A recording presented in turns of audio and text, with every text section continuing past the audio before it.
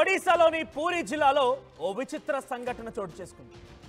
నిజంగా మీ ఒపీనియన్ నాకు కావాల్సిందే. ఇక్కడ తప్పొప్పుల గురించి కూడా మనం మాట్లాడుకోవాలి. సో మీ అభిప్రాయం కూడా కామెంట్ చేసే ప్రయత్నం చేయండి. మ్యాటర్లోకి వెళ్తే, భార్య భర్త నుంచి దూరంగా ఉండిపోతూ ఓ దగ్గర లెక్చరర్గా పనిచేస్తోంది.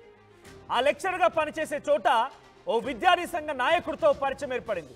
అది కాస్త అక్రమ సంబంధానికి దారితీసింది. భార్యని రెడ్ హ్యాండెడ్గా పట్టుకున్నాడు భర్త.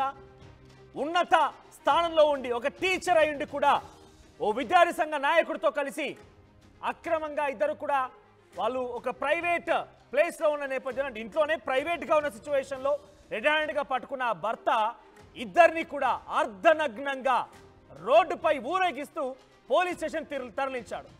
తన బాధ, ఆవేదన అదంతా అక్కడ కనిపించింది. ఇక పోలీస్ స్టేషన్ వరకు వెళ్ళి తీరా చూస్తే పోలీసులు లిటర్గా ఆ భర్త పైన కేసు పెట్టి జైలుకు పంపించారట.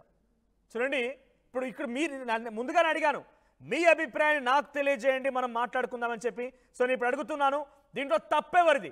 అక్రమ సంబంధం పెట్టుకున్న భార్యని తప్పంటారా, లేదా ఆ భార్యల తప్పు చేయడాన్ని రెడ్ హ్యాండ్గా పట్టుకున్న తర్వాత స్టేషన్ వరకు తీసుకెళ్ళి ఆ భర్తని, ఆ భార్యని, ఆ ప్రియుడినిద్దరిని కూడా పోలీసులకు అప్పగించిన తరుణంలో వాళ్ళిద్దరు తప్పంటారా?